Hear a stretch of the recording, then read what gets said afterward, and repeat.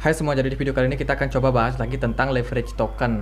Atau mungkin teman-teman familiar dengan BTC Up atau BTC Down, ETH Up, ETH Down, Down, Up, dan lain sebagainya.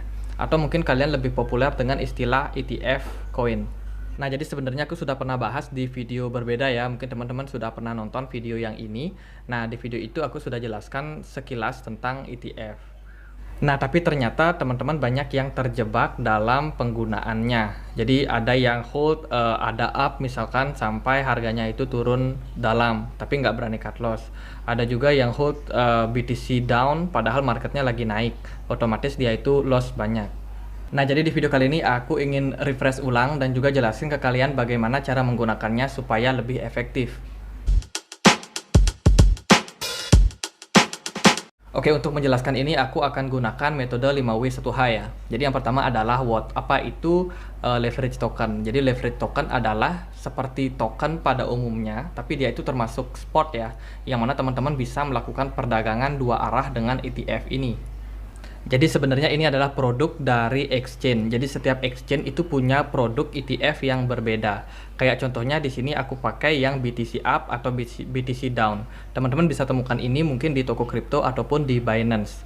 Mungkin di exchange lain juga ada produk serupa dengan nama yang berbeda. Ini tergantung pada kebijakan daripada exchange tersebut.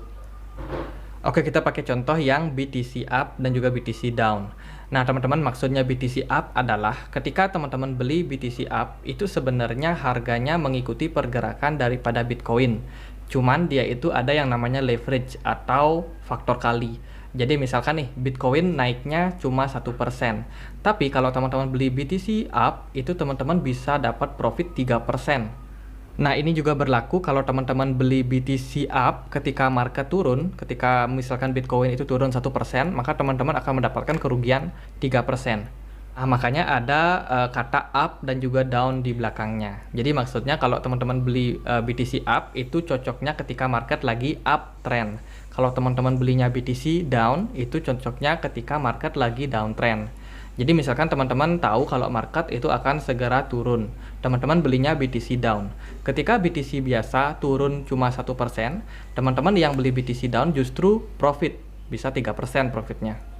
Nah, inilah yang dimaksud dengan perdagangan dua arah. Jadi ketika market naik, teman-teman juga bisa profit dengan cara beli BTC up untuk menambah exposure daripada leverage kalian. Kalau misalkan marketnya turun, teman-teman bisa beli BTC down. Teman-teman bisa tetap cuan meskipun market lagi turun. Dan ini juga terjadi pada .up, .down, ada down, ETH up, ETH down, dan lain sebagainya. Jadi sebenarnya konsepnya sama. Kalau di belakangnya ada up, berarti itu untuk uptrend. Kalau ada down di belakangnya, berarti itu khusus untuk downtrend. Jadi jangan salah di sini. Lalu siapa yang cocok membeli BTC up atau BTC down? Nah, untuk produk ETF ini, aku lebih sarankan buat teman-teman yang memang untuk scalping atau untuk day trading. Jadi jangan hold koin ini dalam jangka waktu yang panjang. Kenapa? Karena biasanya kalau market dalam jangka waktu panjang, kita ini akan berhadapan dengan resiko. Jadi khusus untuk produk ETF, aku lebih saranin buat teman-teman pakai scalping. Biasanya kan dalam sehari itu nggak mungkin marketnya terus-terusan naik kan. Pasti akan ada fase yang namanya koreksi. Jadi teman-teman bisa manfaatkan produk ini sebijak mungkin. Jangan kalian itu punya mindset ingin cepat kaya. Oke, berikutnya why. Kenapa teman-teman harus menggunakan produk ETF ini? Nah, seperti yang aku bilang tadi, kalau produk ETF ini lebih cocok dipakai scalping. Kenapa kita harus menggunakan produk ini? Ya, supaya kita itu bisa mendapatkan faktor kali daripada leverage daripada ETF ini. Jadi teman-teman bisa manfaatkan leverage-nya untuk melipat gandakan keuntungan kalian daripada kalian itu sibuk misalkan mencari koin mana yang akan naik tinggi. Jadi dengan produk ETF ini teman-teman bisa fokus misalkan untuk menganalisa Bitcoin saja. Kalau misalkan Bitcoin lagi naik ya teman-teman beli BTC up. Kalau teman-teman tahu market Bitcoin akan turun ya belinya BTC down. Jadi sesimpel itu sebenarnya bisa sangat membantu kita supaya kita tidak terlalu banyak fokus dengan ribuan koin yang ada di market. Oke, yang berikutnya adalah when. Kapan teman-teman bisa ataupun waktu yang tepat untuk membeli ETF koin ini. Jadi sebenarnya ETF ini akan lebih bermanfaat buat kalian kalau kalian sudah tahu tren daripada pasar. Kalau trennya itu sudah jelas, misalkan trennya lagi naik, sudah jelas major trennya naik, teman-teman bisa beli untuk BTC up misalkan. Kalau teman-teman tahu trennya itu lagi turun, ya teman-teman belinya BTC down. Kalau market lagi sideways, itu aku lebih saranin untuk nggak pasang posisi apapun. Karena biasanya dalam fase sideways itu justru kita bisa dibilang nggak ada pengaruh apa-apa. Jadi keuntungan yang kita dapetin juga kecil, malahan kita itu kayak bertarung dengan resiko ketidakpastian.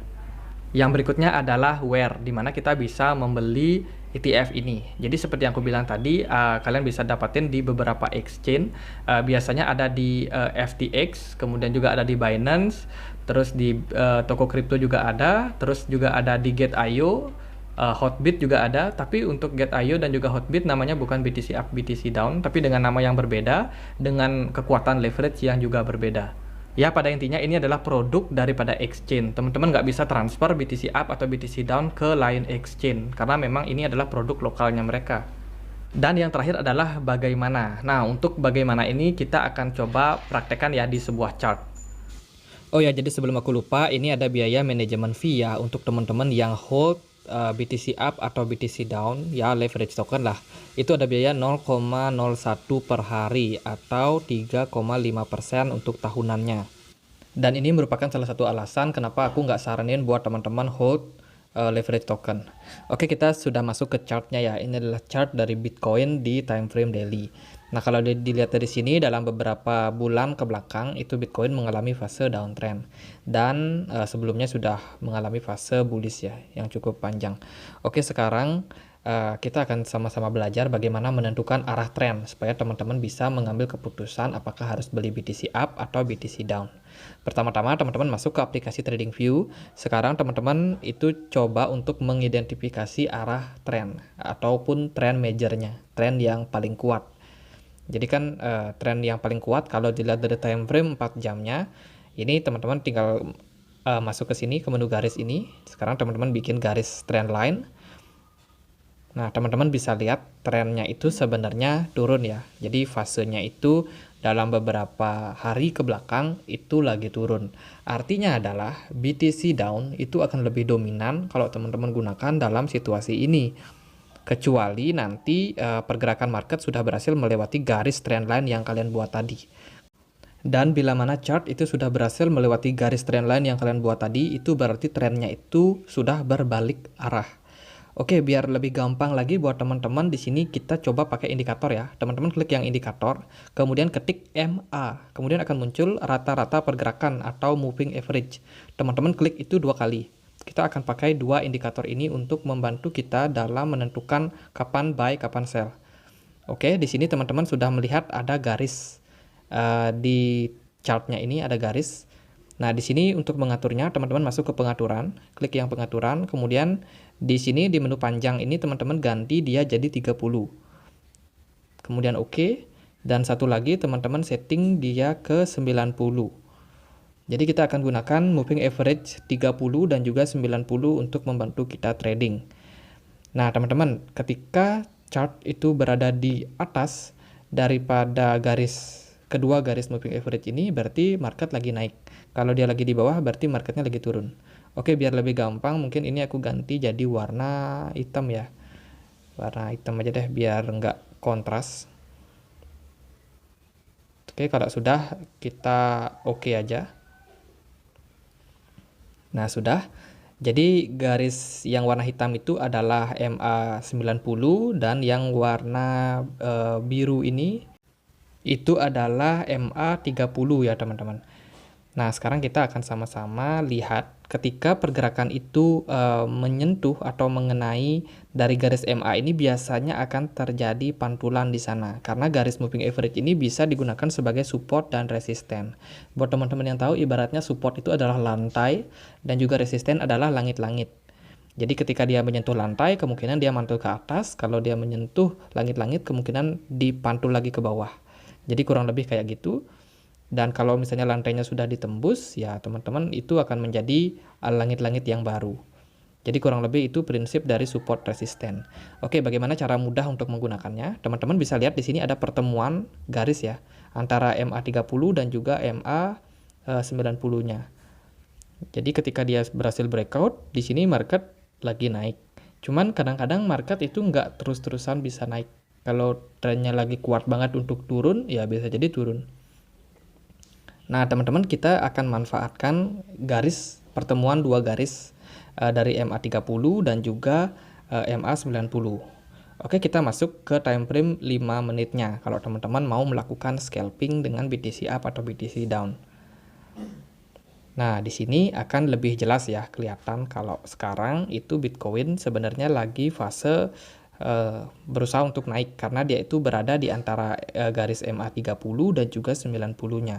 Kalau nanti dia itu mampu melewati garis hitam ini, MA90, itu berarti market itu akan segera naik. Gitu. Kalau sementara sih masih ada di antaranya. Jadi ada kemungkinan naik, ada kemungkinan turun juga. Nah, teman-teman lihat di sini ada yang namanya golden cross atau pertemuan antara garis MA30 dan juga MA90. Itu sebenarnya adalah sinyal untuk kita entah itu open posisi buy atau sell. Jadi contohnya di sini, teman-teman bisa lihat di sini ada pertemuan dua garis. Ini sebenarnya untuk open posisi buy. Kalau kalian buy, maka kemungkinan kalian ikuti trennya sampai ketemu lagi golden ratio berikutnya, itu teman-teman sell di sana. Begitu juga di sini. Nah, ini kan pergerakannya itu akan membentuk yang namanya golden cross. Ketika nanti golden cross, teman-teman bisa pasang open posisi buy. Kalau nanti trennya naik, ya teman-teman bisa profit di sana. Tapi kalau ternyata setelah bikin golden cross itu pergerakan malah turun, teman-teman harus pasang stop loss atau cut loss di sana. Jadi jangan hold lama untuk leverage token karena bisa sangat berbahaya dengan modal kalian. Oke, jadi untuk cara penggunaan moving average ini semudah itu teman-teman. Jadi ini bisa dipraktekkan kalian di chart apapun, di koin apapun, nggak cuma ETF. Kalian bisa praktekkan mungkin di kripto, di saham, ataupun di forex, itu bisa banget. Kalian bisa gunakan metode moving average ini untuk membantu kalian dalam hal trading. Nah, coba teman-teman lihat dari masa lalunya ya. Nah, di sini selalu ada posisi-posisi di mana terjadi golden cross. Jadi teman-teman harus bisa memahami apa yang dimaksud dengan golden cross ini. Ketika terjadi pertemuan garis, itu ada kemungkinan entah itu sinyal buy atau sinyal sell. Jadi kita harus bisa mengidentifikasi arah seperti itu. Jadi di sini contohnya, teman-teman bisa sell di sini, kemudian di sini teman-teman bisa buy lagi. Kemudian ketika pergerakannya naik, teman-teman bisa sell lagi ketika di atas. Memang teman-teman nggak akan dapat harga yang paling murah. Ataupun ketika kalian jual, memang harganya itu nggak akan dapat yang paling tinggi. Tapi setidaknya dengan metode ini, itu sudah mampu membantu teman-teman untuk melihat tanda-tanda pembalikan arah. Kalau teman-teman udah tahu tanda-tandanya akan turun, ya teman-teman pasang BTC down. Kalau teman-teman tahu tandanya akan naik, ya teman-teman pasang BTC up untuk menambah leverage kalian. Ingat, jangan hold lama untuk BTC up ataupun BTC down. Oke deh, mungkin sekian aja video kali ini ya. Semoga bisa bermanfaat buat teman-teman semua. Kalau kalian punya pertanyaan, silahkan tuliskan di kolom komentar. Kita juga punya grup diskusi di Telegram. Teman-teman silahkan join, linknya ada di kolom deskripsi. Akhir kata saya Andre, makasih.